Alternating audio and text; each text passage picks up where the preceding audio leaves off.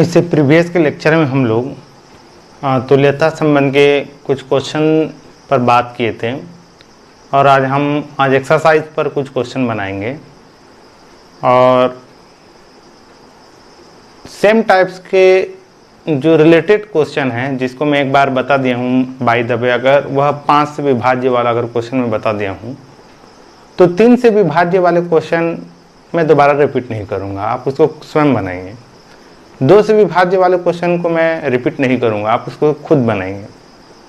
कभी कभी 2 से विभाज्य वाले क्वेश्चन को बोल देता है कि यह एक सम संख्या है ना, तो सम संख्या तो डेफिनेटली 2 से विभाज्य होगा। तो ऐसे ऐसे कुछ क्वेश्चंस जो है रिलेट करेंगे।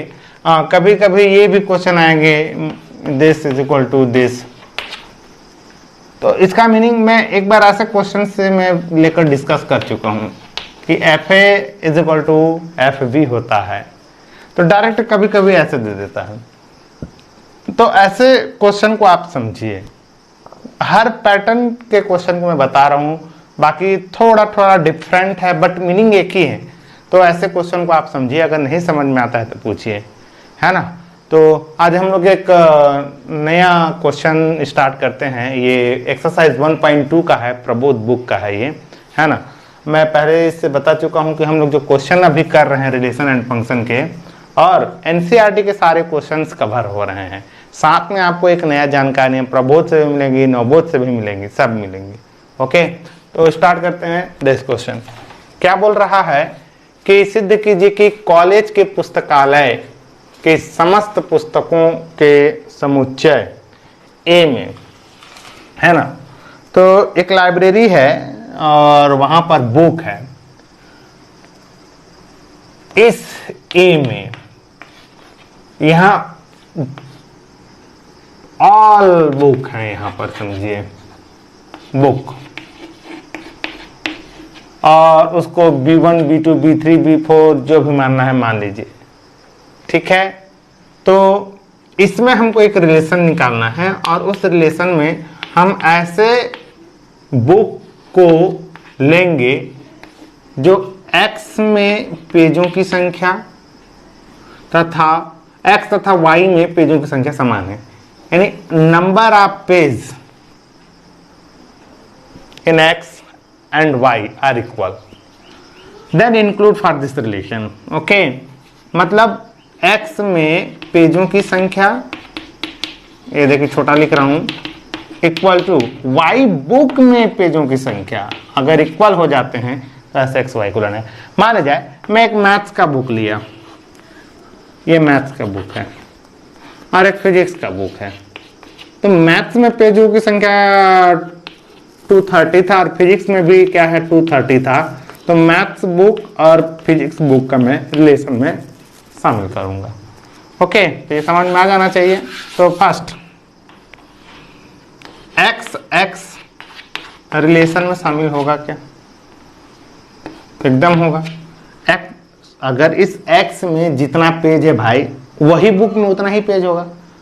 समझ में आ रहा ना। तो एक्स में पेजों की संख्या बराबर X में पेजों की संख्या, स्वयं का पेजों की संख्या बराबर होगा।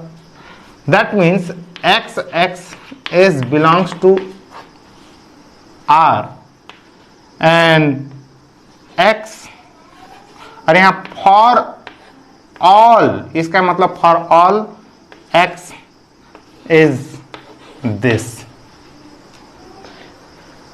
यानी यहां पर जितने भी बुक होंगे सभी बुक स्वयं से रिलेशन रखेगा। इस x का मतलब है वेरिएबल टर्म्स, है ना। इस x का मतलब maths book, physics book.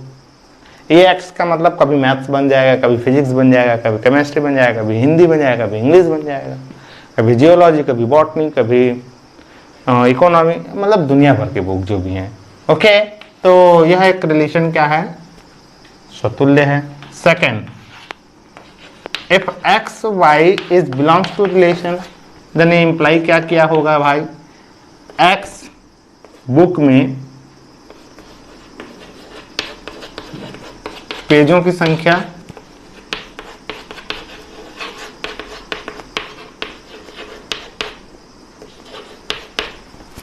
Equal to Y book में पेजों की संख्या। क्या इसको हम ऐसा लिख सकते हैं क्या? मैं थोड़ा इसको, वाई बुक में पेजों की संख्या पूरा है ना, याद रखना, इक्वल टू एक्स बुक में पेजों की संख्या, ऐसे लिख सकते हैं क्या? जैसे एक्स बुक में पेजों की संख्या इक्वल टू वाई बुक में लिखे हैं, तो इसको वाई को पहले एक्स के बाद में लिख तो सकता हूँ, काउंटिंग तो वही होगा। तो अगर ऐसा लिख सकते हैं तो इसका मतलब क्या है? दिस, ये। तो इसमें क्या शामिल हो गया फिर?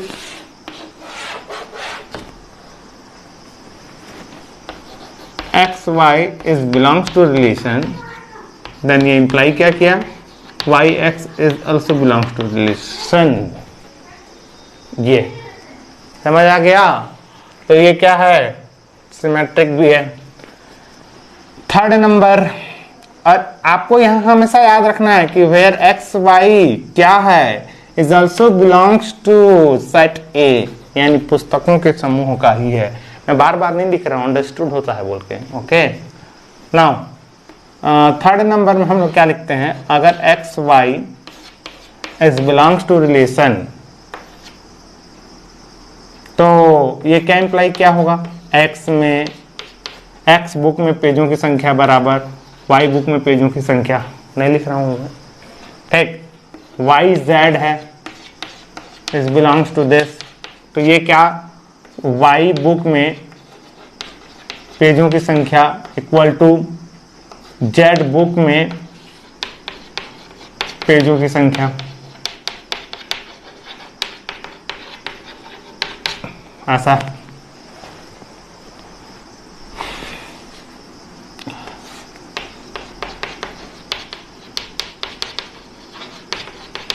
तो इन दोनों से क्या, अगर ये दोनों आपस में इक्वल है तो ये दोनों भी आपस में क्या हो जाएंगे? इक्वल। तो यहाँ पर x में पेजों की संख्या इक्वल टू z में पेजों की संख्या, इक्वल हो गया। तो इससे क्या इंप्लाई हुआ? x और z भी क्या होगा? रिलेशन का एक कंपोनेंट होगा। ओके, तो यहाँ पर x Y is belongs to relation और y z is belongs to relation, then imply क्या किया? X Z is also belongs to relation, and for all x y z is this. ये याद रखना भाई, ये अंडरस्टूड होता है, हमेशा लिखना जरूरी नहीं होता है। ओके, तो आगे ये क्वेश्चन हो गया, देखते हैं आगे। सेकंड क्वेश्चन पर हम लोग बात करते हैं।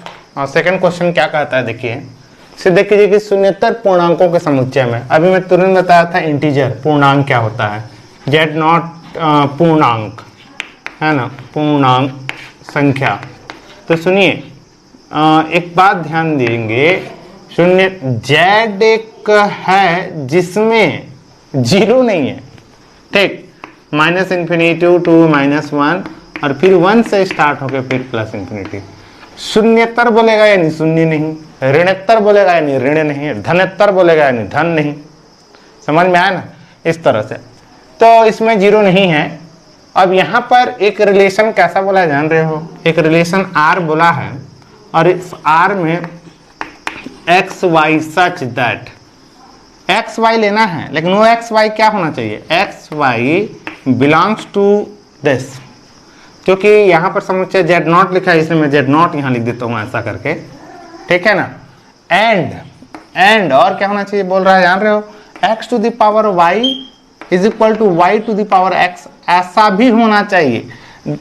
एक्स इससे तो रहेगा और ये रिश्ता जो रखेगा उसी को हमको लिखना है।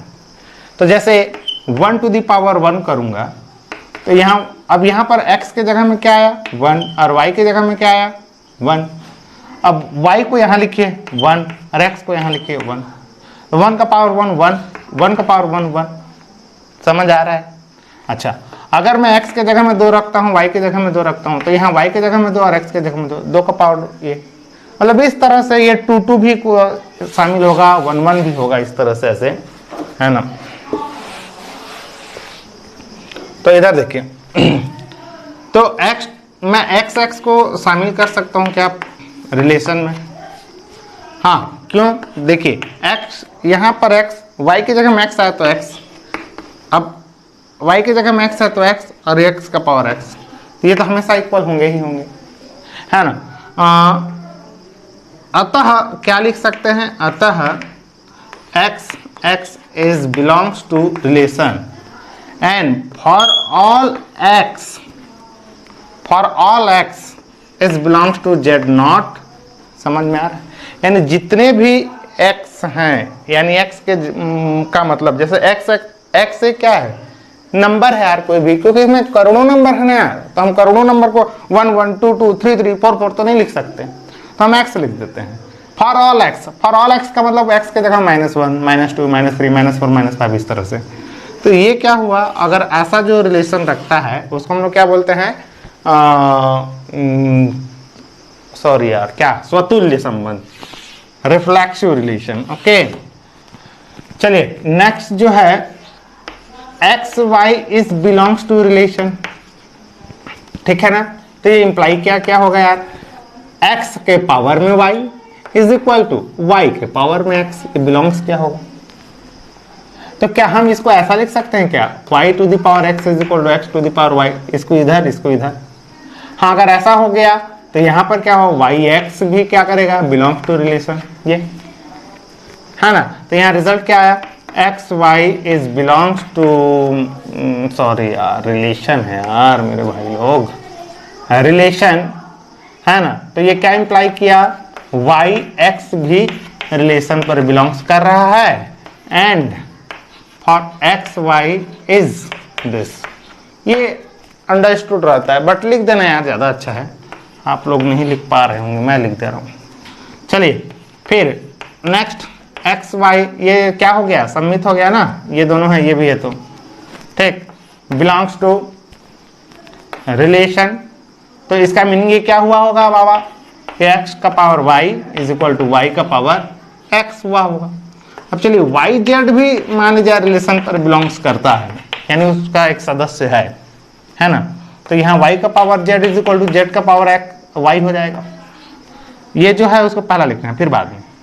तो this is the first equation, now this is the second equation. First और सेकंड से क्या कर सकते हैं, सोचिए क्या होगा, हमको प्रूफ करना है। तो अच्छा एक ध्यान दीजिए, यदि इस समीकरण 1 है में हम अगर ऐसा काम कर दें, x का पावर y है, पूरे का पावर में z लगा दीजिए, ठीक है ना, इज इक्वल टू y का पावर x है और पूरे का पावर z लगा दीजिए। कोई चेंज हुआ क्या भाई, जैसे अगर इसका आंसर 4 आया, इसका आंसर भी 4 आया, तब में इक्वल हुआ होगा, 4 पर आया हुआ है, तो 4 के पावर 2 कर दीजिए, 4 का पावर 2 कर दीजिए, क्योंकि z का वैल्यू आप 2 समझ जाइए, इक्वल तो होगा ही ना, ठीक है। तो इसके बाद हम क्या कर सकते हैं, इसको ऐसा लिख सकते हैं, Z Y is equal to Y Z X भी तो लिख सकते हैं, नहीं लिख सकते, लिख तो सकते हैं भाई, और क्या प्रॉब्लम हुआ। इसके बाद हम एक काम और करेंगे, यहां पर x का पावर z कर देते हैं और दिस इज y, और यहाँ y का पावर z करते हैं और दिस इज x। देखिए ये, और y का power z is equal to z का पावर y, बंद तो गया है ना, दिक्कत होगा बोल रहा था मैं, लेकिन नहीं हुआ। देखिए देखिए देखिए, x का पावर z, तो यहाँ z का पावर y, और फिर यहाँ क्या है x, ठीक है ना। आगे इन दोनों को हम कैसा लिख सकते हैं, x पावर z पूरे का power y is equal to, what is this, z का पावर y है और यहाँ पर क्या है x है, तो इसको हम लोग कैसा लिख सकते हैं, देख लीजिए। फिर मैं इसको पहला ले आता हूँ, z का पावर x और ये क्या है y को कैंसिल कर देते हैं, तो एक तुलना करने पर यार मतलब घात अगर समान हो तो उसका आधार भी क्या होगा, समान।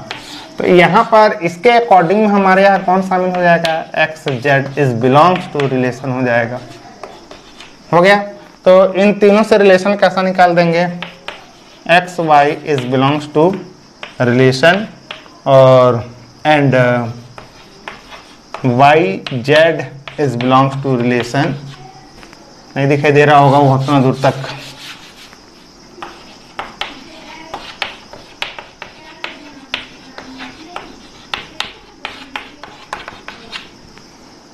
Then x Z is belongs to relation and क्या होना चाहिए, for all x y z is belongs to z not. तो ये क्या हो गया, रिफ्लेक्सिव हो गया, ट्रांजिटिव हो गया और संक्रामक हो गया। यहाँ सब कंडीशन लिख देना भाई, सममित के लिए, सम्मित संबंध के लिए, है ना। और यहाँ क्या बोलते हैं, स्वतुल्य के लिए, स्वतुल्य मैं नहीं लिख रहा हूँ लेकिन आप समझ जाएंगे। और यह क्या है, संक्रामक के लिए। तो जो रिलेशन तीनों होता है वो क्या होता है, क्या होता है, इक्विवेलेंस रिलेशन। चलिए एक और क्वेश्चन है, एक अशून्य सम्मिश्र संख्या कॉम्प्लेक्स नंबर, है ना, कॉम्प्लेक्स नंबर क्या होता है तो आप जान रहे होंगे।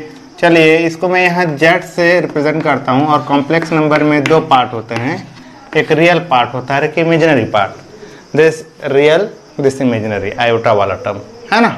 तो इसमें बोल रहा है कि z1 माइनस z2 अपन z1 प्लस z2 करने से एक रियल आएगा बोल रहा है, यानी इमेजिनरी पार्ट नहीं आना चाहिए, है ना। तो ऐसे रिलेशन को हमको इसमें इंक्लूड करना है।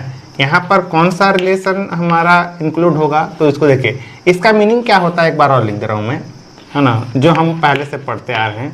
z1 और z2 रिलेशन का सदस्य होना चाहिए।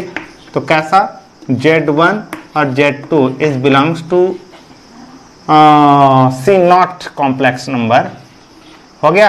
एंड क्या होना चाहिए कि z1 minus z2 upon z1 plus z2 is real number होना चाहिए, ऐसा, ठीक है। जो भी आंसर आएगा वो रियल नंबर होगा।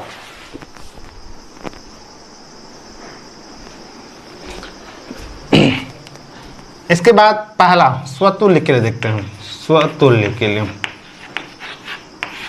यानी बात समझ में आ रहा है। ये z1 और ये z2, यहाँ पर एक सी नॉट है जिसमें दुनिया भर के कॉम्प्लेक्स नंबर हैं, z1 z2 z3 z4। तो z1 z2 z3 इसमें का होना चाहिए। और उसमें से कोई भी z1 और z2 को अगर इस फार्मूला में अगर पुट करेंगे, है ना, तो रियल नंबर आना चाहिए। रियल नंबर यानी समझ में आ रहा है, natural number, whole number, integer number, rational number, rational number, वो आना चाहिए। तो ठीक है, पहला स्वतुल्य के लिए। तो स्वतुल्य संबंध में हम क्या कर सकते हैं, चलो तो जेड जेड को हम लोग करते हैं ऐसा, और रिलेशन का संबंध रखते हैं। तो अगर मैं रिलेशन का संबंध रखा हूं तो यहाँ क्या हो गया होगा, जेड इस सी नॉट से रिश्ता रखा होगा, यानी सी नॉट से मैंने जेड को उठाया है, तथा क्या हुआ होगा, z1 की जगह में z और z2 की जगह में भी z upon z plus z is equal to 0। और 0 क्या है, एक रियल नंबर है। मतलब क्या समझ में आया कि z अब खुद से, ये खुद से रिश्ता रखा है। तो यहाँ z1 होगा तो z1 से, z2 इस तरह से, तो ये रिलेशन रखेगा। और for all z is belongs to C not, यानी सी नॉट में जितने भी z होंगे वो इस रिलेशन में आएंगे। तो ये क्या हो गया, स्वतुल्य हो गया। चलिए सेकंड नंबर में क्या देखते हैं, अगर z1 और z2 में अगर रिलेशन में है तो z1 z2 क्या होगा, इस सी नॉट के अंदर से z1 z2 को उठाया हूँ और इस फार्मूला में अगर पुट किया हूँ मैं z1 माइनस z2 करके अपान क्या है z1 प्लस z2 करके, तो ये क्या आया है, रियल नंबर ही आया है। चलिए रियल नंबर ही आया है, रियल नंबर यानी 4 5 6 7 कुछ भी लिख दीजिए। तो मैं इसको थोड़ा कुछ ऐसा करता हूं, रियल नंबर ही तो है ना, तो अगर z2 माइनस z1 अपान z2 प्लस z1 करूंगा तो ये क्या आएगा, नेगेटिव में आएगा, लेकिन रियल नंबर तो होगा ना कि नहीं होगा, होगा भाई। ये 5 आया तो ये क्या हुआ, अगर इसको इधर ला दूंगा उसको उधर ले आऊंगा तो -5 होगा, तो ये भी तो रियल नंबर आया। तो रियल नंबर आया मतलब क्या हुआ Z2 और Z1 भी क्या होगा, इंक्लूड होगा। दैट्स वाई यहाँ पर लिख दे रहा हूँ Z2 एंड Z1 भी इंक्लूडेड।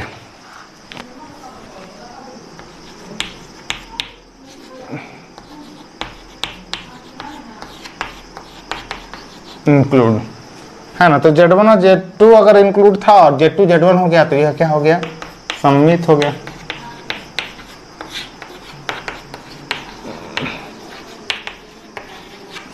सम्मिलित संबंध है। संक्रामक के लिए अब देखते हैं, संक्रामक संबंध के लिए ध्यान दीजिए, क्योंकि ये लंबा जाएगा इसलिए मैं सबको मिटा दिया।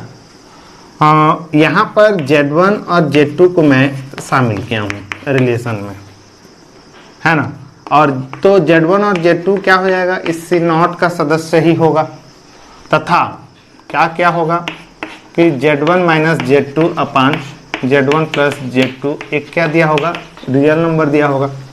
और Z2 और Z1 को भी मैं क्या किया हूँ, इस रिलेशन में शामिल किया हूँ, है ना। तो क्या हो जाएगा यार, सॉरी Z2 और Z3 कर देता हूँ।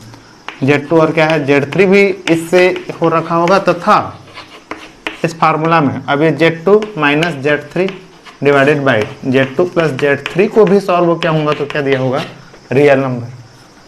तो हमको यहाँ पर अब ये चेक करना है कि Z1 और Z3 आएगा कि नहीं आएगा, इस रिलेशन का सदस्य होगा या नहीं, ये चेक करना है। तो इसको चेक करने के लिए कुछ चीजें आपको मानना है। चलिए Z1 is equal to A plus iota B मान लीजिए, Z2 इज इक्वल टू क्या मान लीजिए, C प्लस आयोटा D मान लीजिए, हो गया। And Z3 is equal to M plus N iota मान लो, क्योंकि रियल नंबर और इमेजिनरी नंबर से ही मिलकर कॉम्प्लेक्स नंबर बनता है। चलिए शुरू हो जाते हैं, करते हैं, इसको देखते हैं पहले। क्या ये रियल नंबर ये शामिल है तो इसको रियल नंबर देना पड़ेगा, चाहे उसके लिए हमको कुछ भी कर दें, ठीक। तो यहाँ पर Z1 minus Z2 divided by Z1 plus Z2, तो Z1 क्या है, A प्लस आयोटा B है, माइनस लगा यानी बड़ा ब्रैकेट नहीं लगाओगे तो मरोगे, है ना। तो Z2 क्या है, बोलने से क्या है, Z2 C plus iota D divided by क्या हो जाएगा, A plus iota B plus C plus iota D। चलिए सॉल्व कीजिए, क्या हो जाएगा भाई, इसको नहीं लिख रहा हूँ ना, आपको समझना है। तो यहाँ पर क्या है, A माइनस C, फिर प्लस आयोटा कॉमन निकाल दोगे तो B माइनस D आएगा, समझ में आ जाना चाहिए। A माइनस C और plus iota B minus D divided by A plus C plus iota common B plus D। और ऐसा सिचुएशन जब आता है तो हम रेशनलाइज करते हैं, जब नीचे में अगर इमेजिनरी पार्ट आ जाए तो A minus C plus iota B minus D, एकदम फटाफट करो, A plus C plus iota B plus D। चलिए फिर क्या हो जाएगा, A plus C minus iota B plus D divided by क्या हो जाएगा, A plus C minus iota B plus D। Okay, फिर नेक्स्ट क्या हो जाएगा, A minus A plus C को मल्टीप्लाई करोगे तो A minus C A plus C हो जाएगा। इसका इसके साथ हुआ, फिर इसका इसके साथ, तो माइनस आयोटा है, यहाँ पर A माइनस C है और यहाँ B प्लस D है। फार्मूला कैसे हो रहा है ना, इसको इसके साथ, इसको इसके साथ, इसको इसके साथ, plus iota A plus C और यहाँ B प्लस D। A देखिए, हाँ आयोटा A प्लस C है और B माइनस D है, ठीक है। अब इसको इसके साथ करेंगे तो यहाँ प्लस इंटू, यहाँ प्लस इंटू माइनस, माइनस देगा और आयोटा आयोटा स्क्वायर प्लस हो जाएगा और B माइनस D, और ये क्या हो जाएगा, B square minus D square लिख दे रहा हूँ डायरेक्ट, क्योंकि इन दोनों का मल्टीप्लाई करूंगा तो ए माइनस बी और ए प्लस बी का फार्मूला ए स्क्वायर माइनस बी स्क्वायर नहीं होता है, वैसे टाइप का ही है, डिवाइडेड बाय, इसको इसके साथ कीजिए तो ए प्लस सी का होल स्क्वायर हो जाएगा। ठीक है, यानी इसको a और इसको b, या फिर इसको x प्लस इसको y और इसको x माइनस वाई। तो x plus y x minus y का formula x square minus y square, तो माइनस हो जाएगा वाई स्क्वायर यानी आयोटा और b प्लस डी का पूरे का स्क्वायर हो जाएगा, तो iota square this is -1 and this. चलिए रियल पार्ट को अलग कीजिए और इमेजिनरी पार्ट को अलग कीजिए, तो ये पर हो जाएगा A square minus C square हो जाएगा, फार्मूला है ये, plus B square minus D square हो जाएगा। यहाँ से रियल पार्ट हो गया। अब इमेजिनरी पार्ट माइनस आयोटा, यहाँ क्या बच गया a minus c b plus d, फिर यहाँ क्या बच गया, अब चूंकि माइनस को कॉमन निकाल दिया हूँ तो यहाँ माइनस हो जाएगा और a प्लस सी और b माइनस डी। ठीक है, और डिवाइडेड बाई, तो ये डिवाइड इसको अलग कर दे रहा हूँ, देखिए डिवाइडेड इसको अलग, यानी a प्लस सी का होल स्क्वायर और प्लस क्या हो जाएगा b प्लस डी का होल स्क्वायर, और डिवाइडेड बाई इसमें भी a प्लस सी का whole square plus b plus D का होल स्क्वायर, ऐसा। तो यहाँ पर तो एकदम दादागिरी हो गया भाई। अब देखिए ये ठहरा बंदा रियल पार्ट, और रियल पार्ट क्या होगा, इस रियल नंबर से बिलोंग्स करेगा, लेकिन यहाँ पर एक क्या जा रहा है इमेजिनरी पार्ट, लेकिन इसके अकॉर्डिंग इमेजिनरी पार्ट नहीं आना चाहिए, इसको सॉल्व करने से रियल नंबर ही होना चाहिए। हाँ, लेकिन अब क्या करें, Z1 और Z2 शामिल भी हो चुका है, यानी इसको रियल पार्ट देना ही पड़ेगा। तो रियल पार्ट देना पड़ेगा, तो हम क्या करें, हम कर सकते हैं काम, इमेजिनरी पार्ट को 0 कर देते हैं, यानी ए बी सी डी का वैल्यू हम ऐसा सेलेक्ट करेंगे कि इसमें जैसे ही रखाएगा वो सिस्टम ही क्या हो जाएगा 0। तो ए बी सी में एक रिलेशन निकाल देते हैं, है ना, अगर इसको शामिल होना है तो इमेजिनरी पार्ट को क्या होना पड़ेगा 0। तो यहाँ इमेजिनरी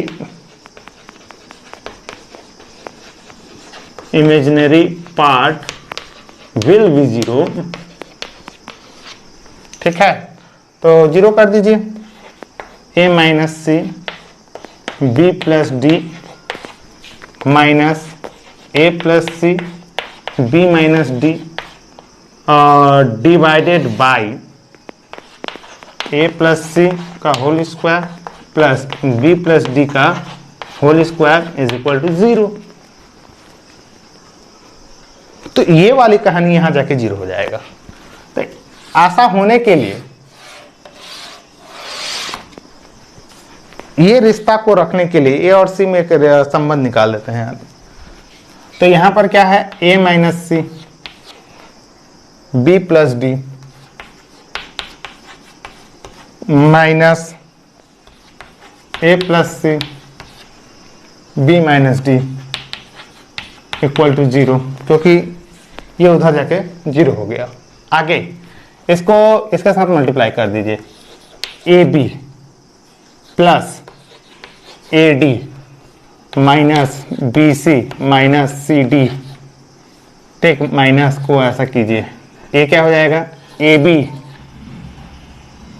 फिर इसके साथ माइनस ए डी, फिर प्लस सी बी माइनस सी डी ब्रैकेट बन 0।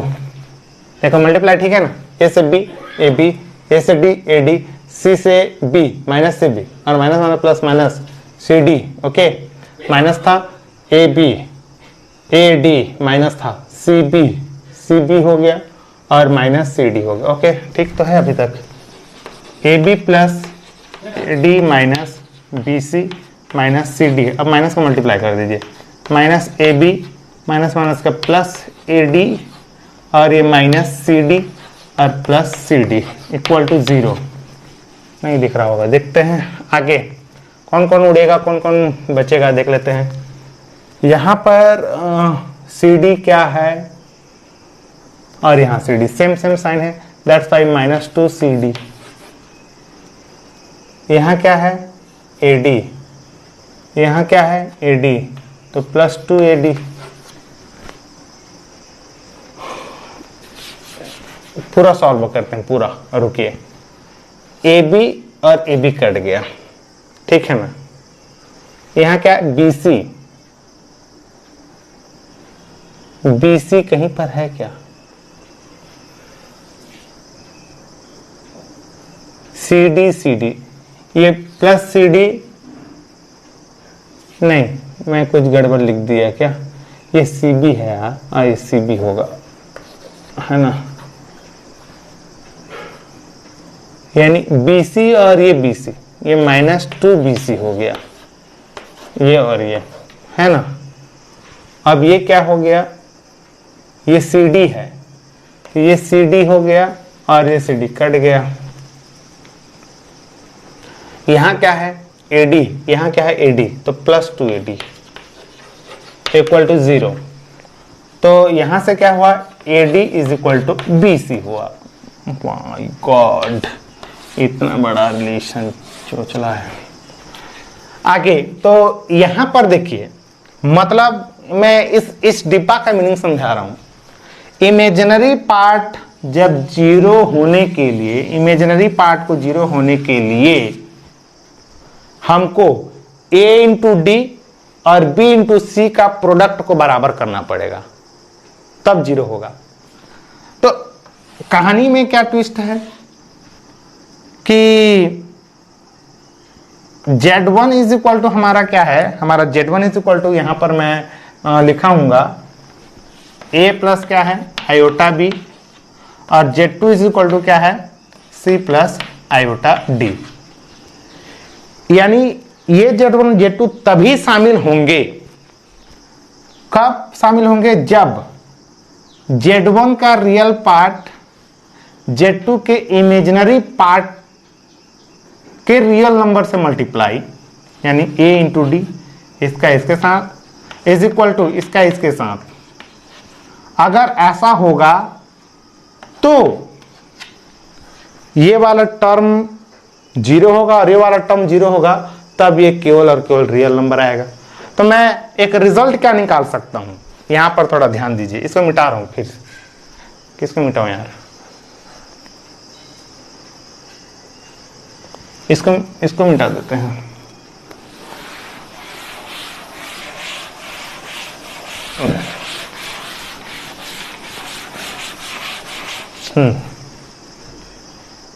यानी क्या समझ में, यहाँ Z1 और Z2 Z3 दे दिया है।